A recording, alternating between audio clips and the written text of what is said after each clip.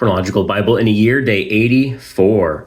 Today we continued the story of Joshua. The conquest just rampages. We see in chapter 11, starting in verse 16, Joshua took all this land, the hill country, all of Negev, all the land of Goshen, the foothills of Arabah, the hill country of Israel with its foothills, from Mount Halak, which ascends to Seir, as far as Belgad and the valley of Lebanon at the foot of Mount Hermon. He captured the kings, he struck them down, putting them to death, waged war with all the kings for a long time. No city made peace with the Israelites except the Hivites who inhabited Givon. All of them were taken in battle. God commanded Moses, and Moses relayed it to Joshua. And in this section we see a lot. They did just as God commanded Moses. But the fascinating thing that stood out to me here was where it says, no city made peace except the Hivites who inhabited Gibeon. And it explains that that's partly due to God's will to remove the idolatry, the sin from the land.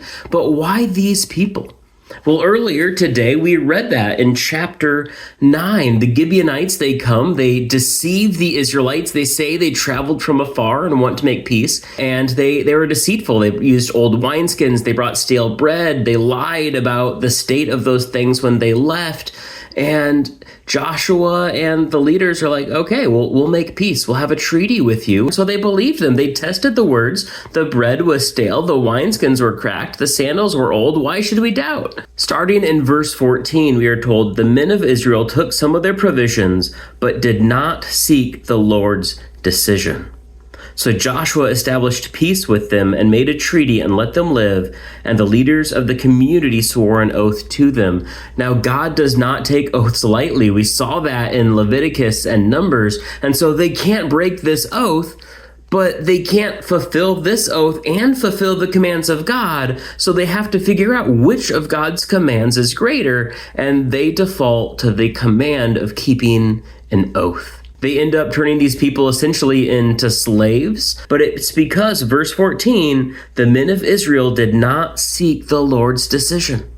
They did not pause and say, let's pray about this, let's seek God's input. And that made me ask, when I make big life decisions, or when people ask me to speak into their big life decisions, are we properly seeking God in that decision?